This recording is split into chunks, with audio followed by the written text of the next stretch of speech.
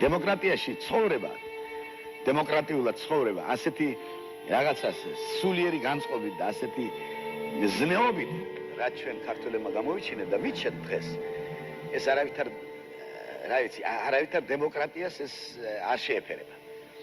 მე მგონი ჩვენ ნაადრევად დავიწყეთ ამის ასე ვთქვათ, ამაზე ფიქრი, რომ ჩვენ დემოკრატიული სახელმწიფო უნდა შეგვექმნა და ჩვენ გვინდა მაპატიეთ, მაგრამ მათრახი გჭირდება. მათრახის გარეშე სამწუხაროდ ჩვენ ქართველი ხალხი ეთყობა ვერ ვცხოვრობ.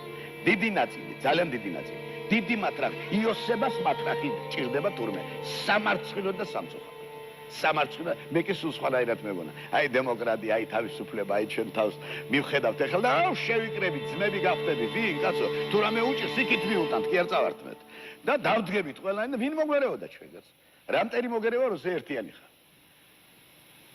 ამ დემოკრატიამ დაგუბრდა, ყველა დემოკრატიას ეფარება და დემოკრატია კი არა უზრდელი ხდება უკვე, უზრდელი. მე რასაც უყურებ მაღალ სფეროებში და დაბალ სფეროებში, ისეთი ლაპარაკებია და ისეთი მანერით არის, რომ უზრდელების გამოფენაა ხოლმე ხანდახან. არისიან ვის რა ენით ელაპარაკონ, როგორ ელაპარაკონ და სხვა.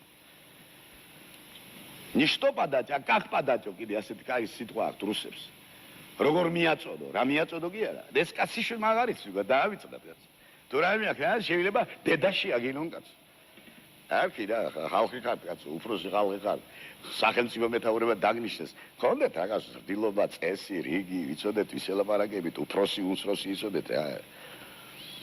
დემოკრატია. მე ვიცი რომ დემოკრატია არის ის, რაც ჩვენთვის დღეს არ ვარგა.